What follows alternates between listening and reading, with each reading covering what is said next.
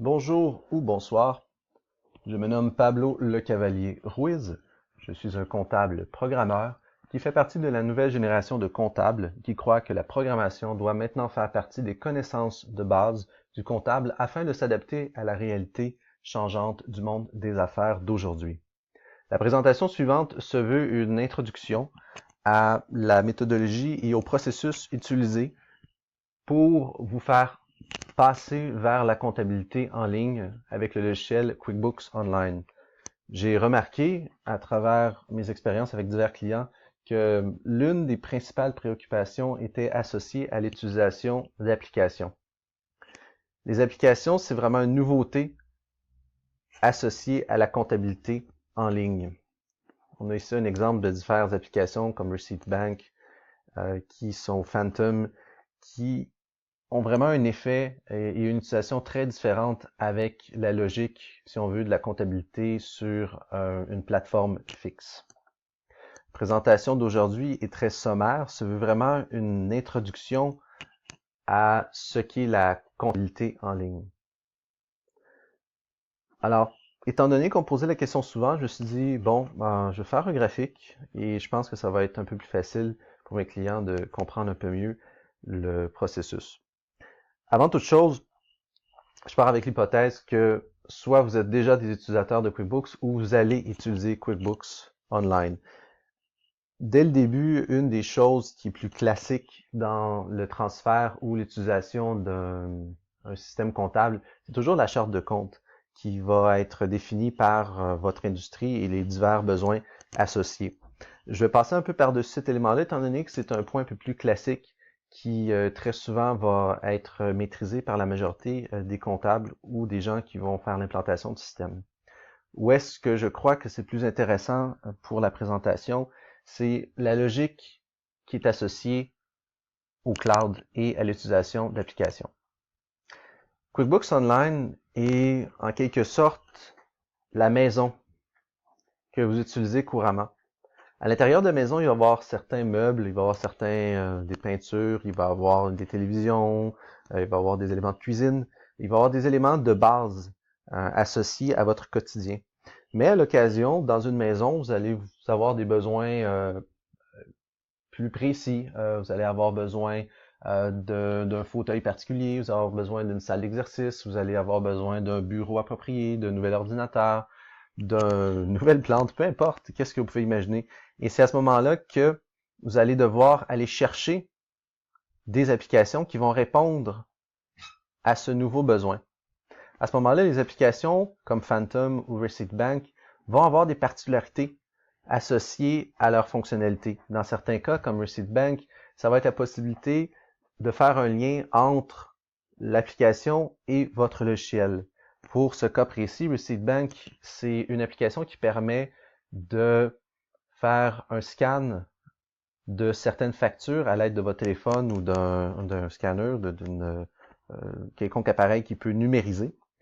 Et l'information va être directement transmise dans QuickBooks Online avec une certaine configuration qui fait que vous n'aurez plus besoin de rentrer des factures de manière physique étant donné que le lien va être fait. L'application est développée par une tierce compagnie qui se spécialise avec certains algorithmes et cette compagnie-là va fournir son service à QuickBooks. Alors, vous allez avoir à la base QuickBooks qui va être votre logiciel de comptabilité et il va se connecter à l'aide d'un pont sur le cloud avec une application. Et toutes les applications que vous voyez ici, c'est la même dynamique. Chacune, dans certains cas, ça va être de la gestion, un CRM, une gestion de clients. Dans d'autres cas, ça va être la gestion du temps. Dans d'autres cas, ça va être des listes financières ou des feuilles de temps. Ça reste la même logique que l'application va permettre de répondre à un besoin très précis et à l'aide d'un pont qui va être fait entre QuickBooks et l'application, c'est là que vous allez pouvoir utiliser ces applications-là pour répondre à des besoins précis.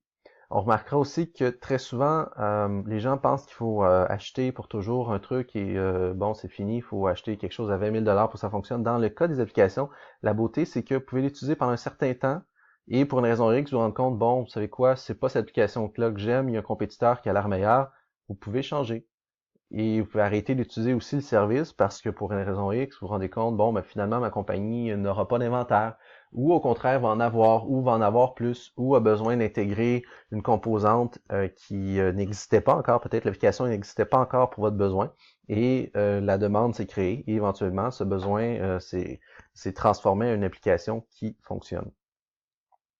Alors, lorsque vous choisissez des applications, lorsque vous décidez d'avoir un processus, c'est important de modéliser le processus d'affaires. Dans ma compagnie, qu'est-ce que j'utilise? C'est Lucid Chart, qui permet d'avoir une idée visuelle de comment la compagnie fonctionne, qui fait quoi, à quel moment, où vont les factures, est-ce qu'il y a des factures, comment ça fonctionne le processus. Moi, j'aime beaucoup avoir une idée visuelle du modèle d'affaires qui va se spécialiser dans certains cas à certains départements, mais ça peut arriver aussi que ça soit d'une vue un peu plus générale. Donc moi, j'adopte cet outil-là, qui est aussi un outil en ligne, Lucidchart. Je vous invite à visiter leur site Internet. Par la suite, qu'est-ce que ma compagnie fait? C'est un travail à distance à l'aide de différents outils collaboratifs. Donc, je vous laisse pas tomber. On va vous accompagner à travers le processus avec différents outils, que ce soit du remote desktop avec TeamViewer et aussi des appels à distance avec Skype, avec une vidéo pour vous permettre d'avoir une interface visuelle avec moi. Alors ici, c'est ce que j'appelle la grande boucle. Juste pour comprendre où est-ce qu'on en est. On a vu que QuickBooks était une espèce de maison et qu'il y avait des pièces qui étaient rajoutées, des meubles qui étaient rajoutés ou enlevés, tout dépendant des besoins. Après, on voit qu'il y a un processus de modélisation qui va être mis en place pour comprendre si les outils sont bien utilisés, si tout fonctionne correctement. Par la suite, on rentre dans ce que j'appelle vraiment la boucle ou le mythe de Sisyphe, si on veut. C'est la boucle éternelle. La comptabilité qui est un cycle qui commence mais qui finit pas vraiment, euh, qui se renouvelle toujours. Alors, dans ce contexte-là, au courant de l'année, il va y avoir certaines choses qui vont se passer. Il va y avoir des suivis, il va y avoir une tenue de livre, il va y avoir des opérations qui vont se faire, il va y avoir des rentrées, des sorties de paiement, il va y avoir des nouveaux, des anciens clients, il va y avoir des anciens, des nouveaux fournisseurs, il va y avoir différentes opérations qui vont se dérouler. Éventuellement, il va y avoir ce qu'on appelle la fin d'année à travers les fins de mois.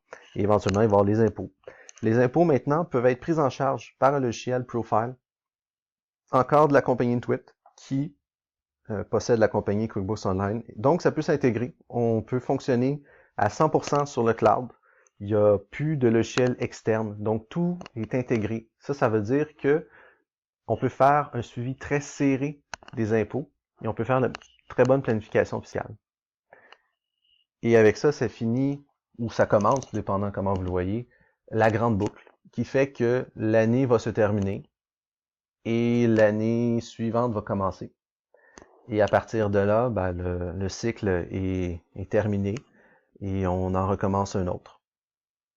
Alors j'espère que cette présentation vous a donné une idée assez sommaire de c'était quoi la comptabilité en ligne à l'aide d'applications, qu'est-ce que QuickBooks peut faire.